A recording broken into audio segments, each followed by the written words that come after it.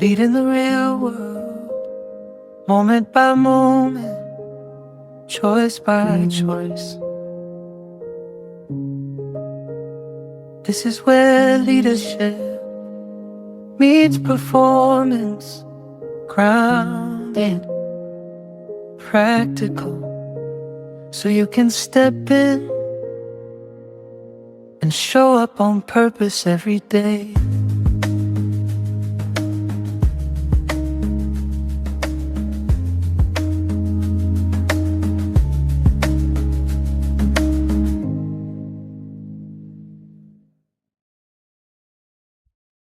Good day, everybody. My name is Rick. I'm Sam Bracken. I'm Kent Vaughn. And we're here for episode 3 of Clear Performance Coaching. I think we got a couple of great podcasts coming up where we're really going to dive into the coaching process that we've designed. So in this episode, we're going to really get into what coaches do. As a coach, a lot of times we think our job is one thing without any formal training or experience or actually immersion in coaching. But what coaches do really could be something different. So we wanted to land what that is. It's one thing to believe in coaching. It's another thing to know, what do coaches actually do in real conversations with real people under pressure? And Sam, you do this all day long. Tell us a little bit about what coaches actually do. You know, it's interesting when you look at sports teams and they have a dismal year. We just had it yesterday after March Madness, debacles on some programs. The head coach of North Carolina was fired, right? Because the team did not meet expectation, right? So coaches are responsible for results, right? And every employee is responsible for results. And it's great that we can kumbaya and we can support people and help them on their journey. But if we're working for money, there's usually some expectation to produce results, to receive a paycheck, right? So the first thing I like to tell people is that a good coach helps people understand their responsibility to produce results first and foremost in an ethical, viable, honest way. Coaches understand this and they have an edge around performance. What do you think, Kent? What would you add to that? It reminds me, I think about athletic coaching, which is very different than business coaching. Athletic coaching, we tell them what to do. Business coaching, we're trying to get it out of them, right? We need to set that tone that it's not I'm giving advice and I need to know the answers. That's mentorship, right? This is coaching. But I do remember as a kid moving to Alabama when I was 13 and watching Coach Bear Bryant's team, the University of Alabama, lose a game. At the end of the game, he said, I'd let the boys down. I didn't prepare them off. Well, that's fascinating. And the next week they won. I thought, I wonder what he'll say this week. And the next week he said, wow, the boys did great. They did such an awesome job. They prepared themselves well and they executed it incredibly well on the field. And I'm so proud of them. And I thought to myself, wow, he takes ownership when it doesn't go well. And then when it does go well, it's not about him. It's about them. And to me, that's really what coaching is about. It's about them. That's so critical, Kent. One of the key components of being a great coach is to be on the agenda of building other people, to help other people. And it's really hard to be a good performance coach if you have a giant ego. You have to check it at the door. It sounds like both of you are saying if coaching is not actually changing performance or if it's not increasing engagement or culture, it's almost just a conversation, but not yet quite coaching. Do you ever find like you're in those conversations and then you got to step back and say, oh, hold on, I'm actually here to impact something. So let's get back into that coaching conversation. Yeah. One of the hard things about coaching is you're going to want to tell people what to do. You're going to say, I've been there, done that. Here's what you need to do. Now, coaches understand this because of experience, right? We've all been, I don't know, there's probably over 100 years of collective leadership expertise between the three of us. And we most of the time know exactly what people should do.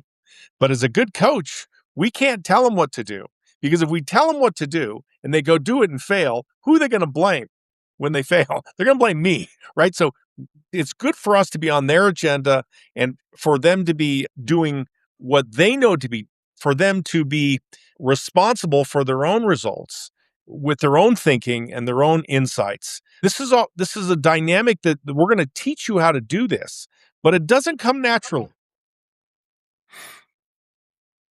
Yeah. Kent, what do you think? It makes me think about, I've got an executive I'm coaching with one of the large auto manufacturers, and I meet with them every month in person. And I met with them again yesterday. The first time I met with them, I knew they had some specific issues. I was asked by the CEO to coach this individual because they wanted to save them, but they were really digging a hole for themselves that wasn't going well. And the first time I met with them, they kept pointing out, it's everyone else, it's not me. And I just let them go on and on and on. And then they were complaining about some other executives who skirted around them. And I said, why do you suppose they did that? And then they finally came to grips with, oh, I guess they didn't come to me because they were afraid of the way I'd react and what I would do and so on and so forth. So I couldn't tell them, even though I knew. I had to wait for them to get to it on their own by continuing to ask questions. It's one of the things Sam has taught Rick and I so well as our business partner, right? Keep asking questions, be caring, be curious. It's a big part of this, what coaches do, right? So I love that idea. And it's not natural because as a leader, you're expected to have the answers. And we're so used to answering questions and solving problems all day that you get in a coaching opportunity, you forget, hey, whoa, wait a minute. This isn't me answering questions and solving problems. This is helping me help them come to the answer. And it's so counterintuitive for leaders to do that. We're so used to solving problems and asking questions. And when you get in this mode, it's the flip of that. It's the reverse of that. And it's really hard to do initially. Yeah, I'd agree. I've had some great coaches in my life too, and what I really appreciated is I was comfortable in this zone, and yet they were great at asking questions that pushed my thinking outside of that comfort zone, which really helped unleash some more of my potential. In fact, I think the best coaches I've had recognize the potential in me way more than I saw it in myself. That's so true. It is so true because we believe here at Clear Performance Coaching that everybody has a superpower and that Yeah. everybody has a unique set of gifts and talent that oftentimes is not understood or recognized. And one of the jobs of a great coach is to help people understand what they're really, really good at, line it up with what they love to do, and how to leverage that for their success in producing great results. And not everybody understands their superpower or what they're good at. So when you have curiosity and you're just curious about what people love and what they're talented at, what they're good at, what happens is it floats up. This idea of what their superpower is, it floats up. And if you can get people to live in this space of where they're really good at, it makes all the Yeah. difference. The research tells us that we've always been taught to have balance, right? If you suck at one thing, get better at it, you know. And these days, and it's good to be competent, right? But you're going to get far further in your life if you focus on using your superpower, getting better at that, because that's what's going to make you exceptional at one thing. And that exceptionalness, right? That ability to be exceptional at really critical things is what makes you have a more successful career. But it's not natural. Again, like Ken said, it's a little different. It's counterintuitive. You know, as I look at this card category, the second card is recognize potential, which is exactly what Sam is talking about, right? Because everybody does have potential and ability in different areas. I was having a conversation with one of my sons who finished the top of his class at a great private university, and he was on a full ride scholarship in mechanical engineering, the tech space. And so he's done all the things, right? His mother, my wife, has a business degree, but doesn't operate that level. But she has tremendous EQ, emotional quotient. He has great IQ. He's not so good at the EQ part. And I said, here's the problem. So many times in school, you get the sense that IQ wins. Fact is, we hire in businesses for IQ and for competency. But what do we fire for? We fire for EQ and the way people work together, right? That's what we fire for. You're not getting results, but you're also not working well with others, et cetera. And so recognizing everybody has different potential and they bring the collective together to help us be successful. So many times when you're coaching someone, they're in a place where they haven't been successful or they've had some struggles and you're trying to help bring them back, bounce back, or as Sam in his newest book says, bounce forward from failure. I love that idea that when people are stuck, how to help them get unstuck, which is actually one of the categories of these cards, how to help people get unstuck. It's one of the most popular categories. So you got to kind of rebuild this potential and this sense that, yes, I have value, I have worth, I can do something. I've had some failures here, but I can get back. I can not bounce back, but actually bounce forward from this. So I love this idea that Sam's talking about, this idea of potential and ability, and help recognize that in individuals and help them see it in themselves again and not lose sight of it. Yeah, every great coach has the ability to help people transform their failures into great learning experiences so that they can spring forward or they can make progress, these stumbling blocks turning into stepping stones. But that talent of understanding that failure can give you learning is where we make progress. This is the great misnomer of business, is that when you go to MBA school, you learn accounting, financial accounting, managerial accounting, you learn economics, you learn marketing, you learn distribution, you learn statistics, you learn all these things. But what you don't learn is the people skills that help you lead and inspire people. And one of the key jobs of a coach is to help people understand when you fail, everyone's going to fail. It's what you do after the failure, the lessons you learn, how you respond to that failure is the most powerful thing about you. Learning and adjusting from failure is a critical part of the process of improving performance. You know, it's funny when I listen to you both, and I do lots in statistics in organizations. One of the stats that I love is if you look at a pie chart, and when leaders say the reason their employees have left, overwhelmingly, like 3/4 of the time, the reason is they left for more money. But when you look at the same pie chart, why employees actually leave, overwhelmingly, 3/4, it's because of their leaders, right? It's exactly what you're talking about. Most employees leave companies because of the leader that they've had, who's not invested, who's not developed, who doesn't see or recognize their potential. Right. Yeah. So I got to tell you something. I had an insight yesterday. It's very cool. I got to share. This is really our third point of this podcast, is this idea of being caring, curious, and connected. I Yeah. want to help our listeners change the lens on how they look at things, on how they look at their people. Change the lens for a minute. Oftentimes, we're really busy. We're busy. We got stuff to do, right? We got stuff to do. And we're concerned about people. We think they're valuable. The human resource is the most valuable of all resources, and we're concerned about them. But we do things like, well, how you doing? And people say, I'm fine. I'm doing okay. I'm fine. Default And then- answer. Yeah. And you go back to busy. Well, guess what? We got to stop doing that. Right? We got to stop doing that. We got to show curiosity around, well, how you doing? Well, I'm doing fine. Well, tell me something you're looking forward to today. Tell me something you're dreading today. Right? So what you do is you open this door of curiosity. Now, here's the thing that's important. Why are you trying to be curious on how people feel? This is what I was trying to teach yesterday in my coaching sessions. The reason you want to know how people feel, right? And you have to use some skill to get to how they feel.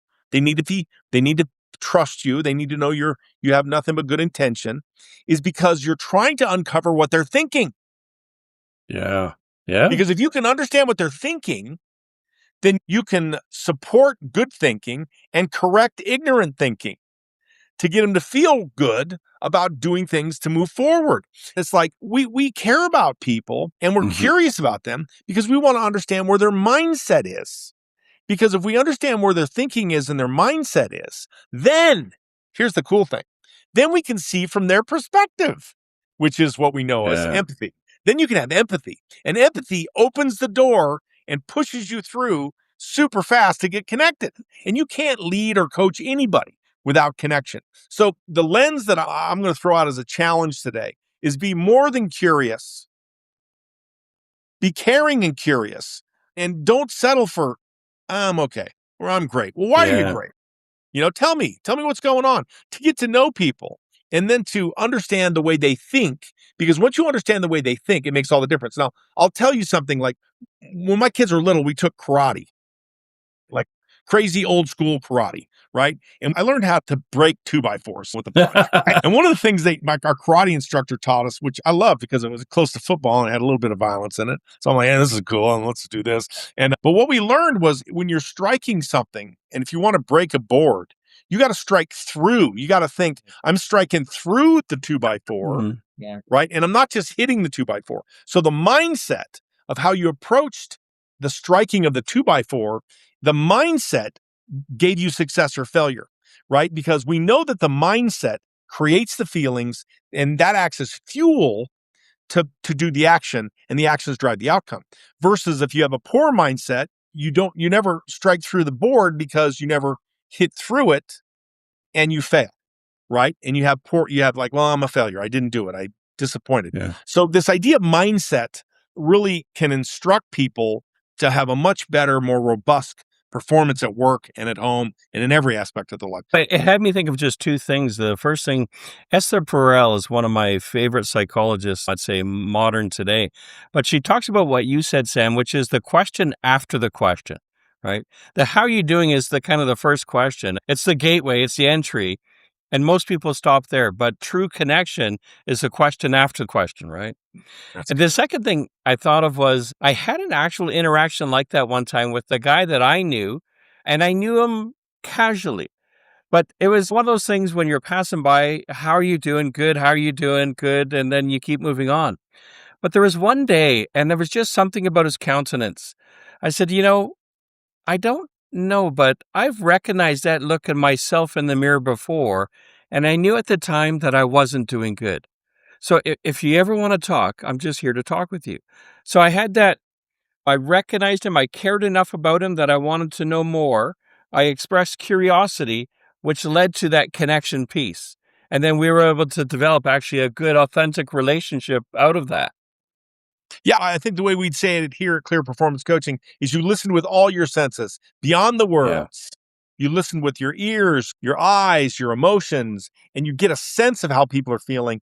And you can use curiosity to get that dialed in to understand what their mindset is, what they're going through in their thinking, right? What's going on in their mindset. Kent, what do you think? Well, you know what I love about all of this is it builds to the next step, which is really important. We're caring and curious, and we're now connected. So now we can talk about business outcomes or organizational outcomes. What are the goals we want to focus on? What are the actions that they're going to take to achieve those goals, or how to solve problems? So either one of those things, right? And so you've now created this relationship where you can now get really very tactical about now what are we going to do? What we're going to do? What is the problem you need to solve, or what's the result we need to achieve? And so we use that not to just be kumbaya and everything's wonderful, and everything's great, which by the way is wonderful, but it's to get to where we all need to be, which is everyone's in a job to get results. Now, the results are all kinds of things. Your results maybe I'm supposed to clean up this area, right? Maybe that I'm supposed to sell more of this. Maybe I'm supposed to make more of this. It really doesn't matter. But we're using this caring and connection and this curiosity to help us all do better. Because frankly, no one wants to be on a losing team. Sam loves to say, and I love it, I quoted it yesterday, Sam says, everyone wants to be a valued member of a winning team, making a distinct contribution. And so we're doing all of this work to create relationships and friends and connections so that we can do better and get better results. And then people are excited to get up. They're excited to go to work.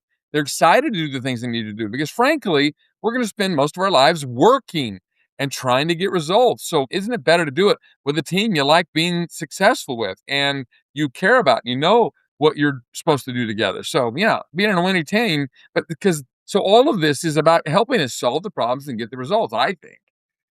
Yet you cannot have a winning team if you're not tracking the impact of your effort. Like if you're not tracking the impact of your actions toward winning, adjusting to win, then you're not going to improve performance. One of the key elements of coaching, of what coaches do, is they measure the impact of the effort. And then they evaluate it and they say, is this what we want or is it not what we want?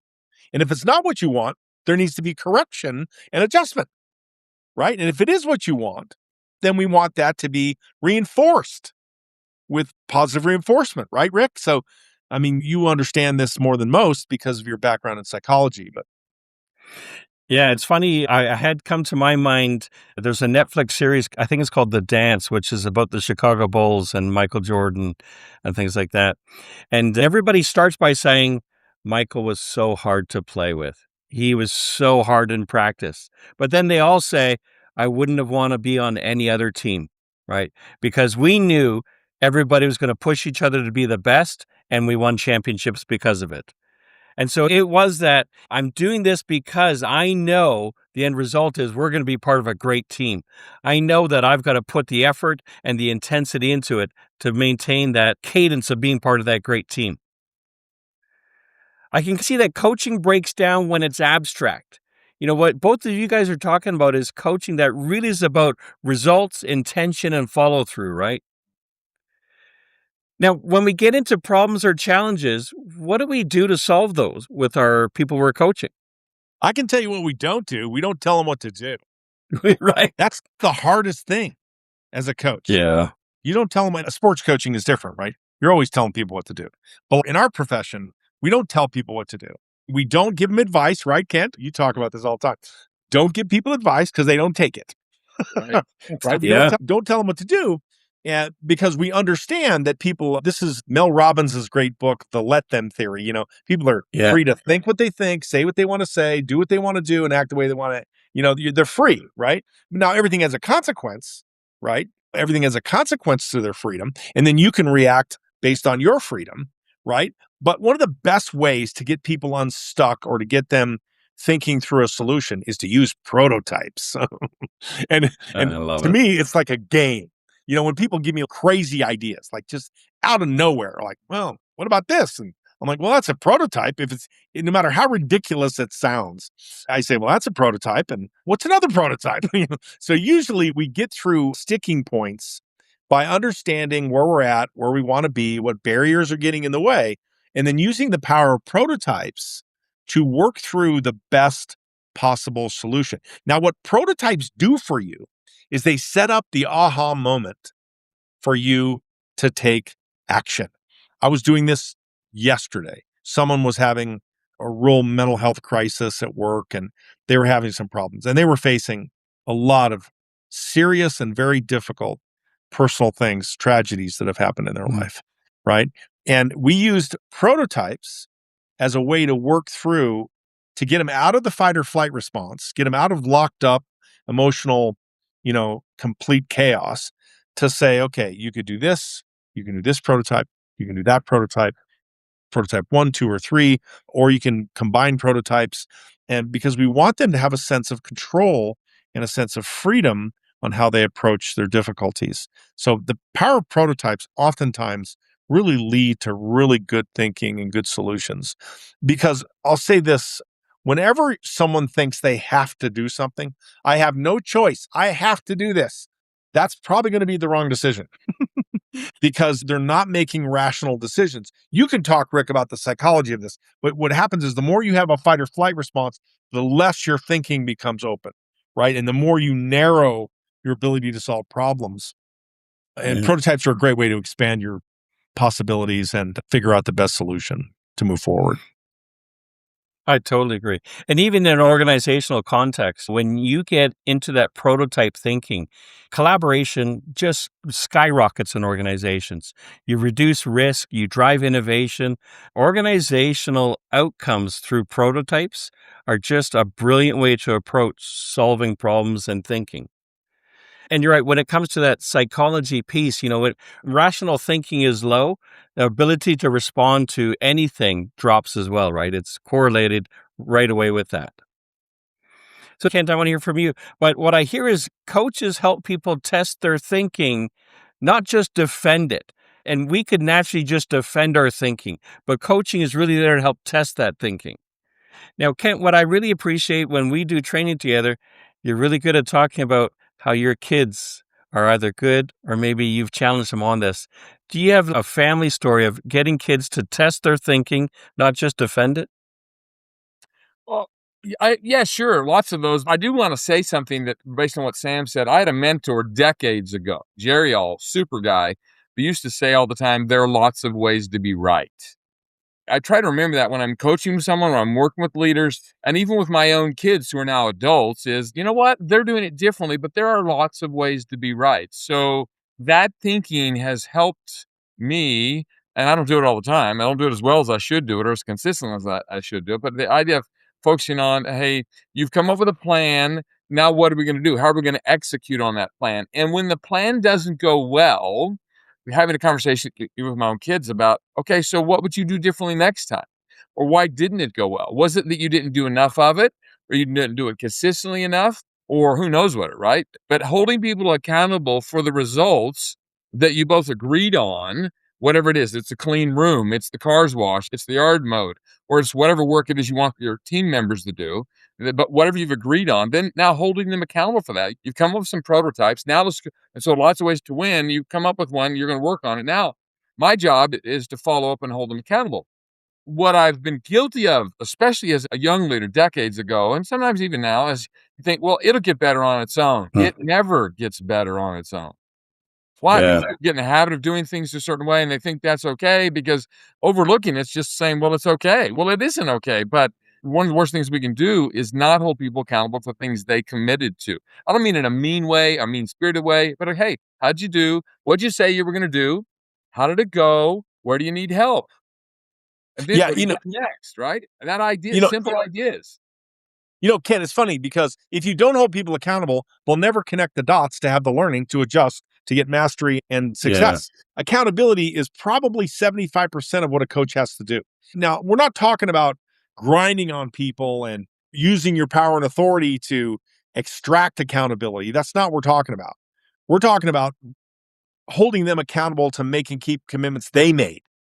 That's a different kind of accountability, right? And then to connect the dots on why they failed and then what course of action to adjust and to be held accountable to that course, that different course of action that'll get improvement. But if you're not tracking it and you're not holding people accountable to win, if you don't create a winnable game, right, then people won't win.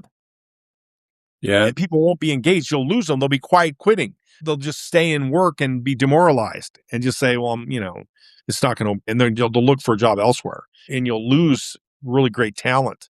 But connect the dots. And that requires patience. Some people don't connect the dots as quickly as other people, right? And I see leaders do this they say this to me all the time. I figured it out. Well, they need to figure it out. Well, guess what? They're not you. You're in a leadership position because you're exceptional. And, they may not figure it out, but yet your success as a leader is going to be determined on if they figure it out or not. So don't just leave it to chance. Help them to connect the dots. What's funny about that is in a good number of organizations we advise, I often have to help leaders understand the difference between accountability and consequences, because they automatically assume accountability with punishment. And we reframe it to say, no, accountability is about a structure and service of the growth of people, right? It's that structure that helps them elevate, move up, step into the commitments that they're doing and learn how to hold themselves accountable. And I love that difference that you framed is it's not about the grind, right? It's actually about how do we help unleash the potential we keep talking about in employees. And one of the best ways to do that is to have them hold themselves accountable. I love right after COVID, we heard a lot about this new term, hadn't existed, I don't think, before, and that is quiet quitting, right?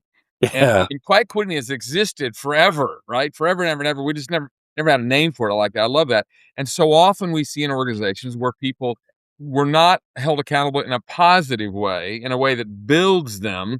They were held accountable in ways that demoralized them, that defeated them, or they weren't winning and they weren't successful. And instead of the leaders working with them and let's find ways to be successful, let's keep grinding on them. What is that, the old saying? If you beat them long enough, you get great results or something like that. I mean, that doesn't work at all. That's a horrible example.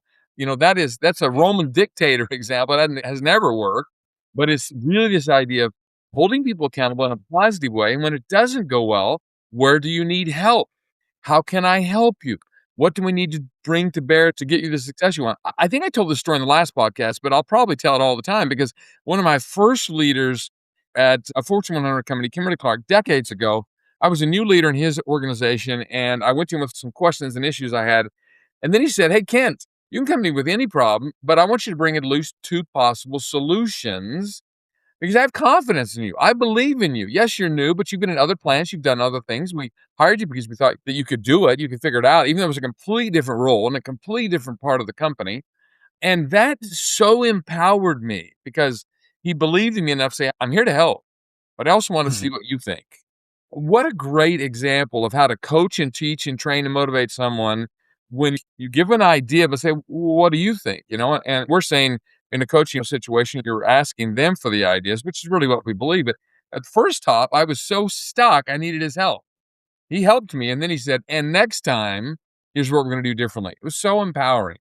And that's the kind of leader I think we need to be. We get so used to solving problems and fixing things that we forget, hey, we hired this person because they have a brain and they have a back and they have a mind. There's an old saying that says, you pay people to get their backs and their hands, but you don't pay them to get their minds and their hearts, right? You have to engage that. You have to empower that. And what we're talking about is in every successful organization, you got to get their hearts and their mind. I got to tell you this quick story. I was in Lehigh, Utah last week, visiting for a couple of days, seeing my daughter and her husband and our grandson Maverick. It was a quick trip in and out. And they talked about this donut place called Pink Box. I got to give them a little ad. So if you're anywhere near Lehigh, Utah, go to Pink Box to get donuts. They were wonderful donuts. But this young lady who was helping me at the counter, she said, well, how many think you're getting? I said, I don't know, 6, maybe 12, probably 12, knowing me, right? Probably 12. And I said, what do you want? And they had like 50 different kinds of donuts. And I was just like a kid in a candy store, truly. And every time I'd order a donut, I'd say, oh, I'd like one of those. She would say, of course. And then the next one, of course. 12 times she said, of course. Of course. Well, that's a great choice. That's a wonderful choice. And I was checking out and I said, now, what is it you said? She said, well, I say, of course. I thought, did someone teach you to say that or whatever? But her delightful attitude and demeanor. And of course, I thought, I'm going to tell everybody about the Pink Donut. You know, they're probably going to franchise. They'll be in your neighborhood soon, I hope, right? But this attitude, of course. Where did she learn that? I have no idea. I should have asked her. But it was incredible. I was listening to other people, and they weren't saying that. So I thought, this is just this bright young lady's approach that, of course we can do that. And think about it, if every one of our team members felt that way, of course, we'll find a way to be successful. We'll find a way to get this done. For me, that's what this is all about. That's what coaches do, where people feel like, of course, we'll get that done. This is a great way to cap off this podcast with this idea of getting and giving clear feedback. That was a great story. And one of the things that I like to do when I coach people is I ask them, well, how was this session? Did I show up for you in a way that was meaningful and that challenged you in a way that's going to help you get better? I'm open to feedback. So being open to feedback does what? It opens the door for you to give feedback, right? So this idea of getting and giving feedback, right? If you frame it in the term of a prototype, it always makes it less edgy, right? I remember years ago, I went on a call with Mark Josie, a friend that the three of us know, and it was a sales call. And after the sales call, Mark, who was area VP at the time and a very successful business person, he asked me, he said, Sam, what do you think I could have done better in this meeting? And I said, well, I don't know, because I'm new in the role and it sounded good. And he goes, what do you think you could have done better? And I said, well, I could have known the product a little bit more and related to the customer, but he set the tone for me. He helped me understand to give feedback, you need to get feedback. And so often we want to give feedback and tell people what to do. And we haven't earned the right to do that because we're not open to feedback ourselves.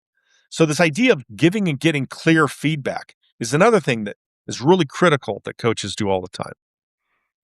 And it sounds like they need to be mature enough to receive it too. Yeah. Yes. Right. But as you said, with your leader, that opportunity to say, hey, are you willing to actually get feedback first? And you said, yeah, I'm mature enough to receive this feedback.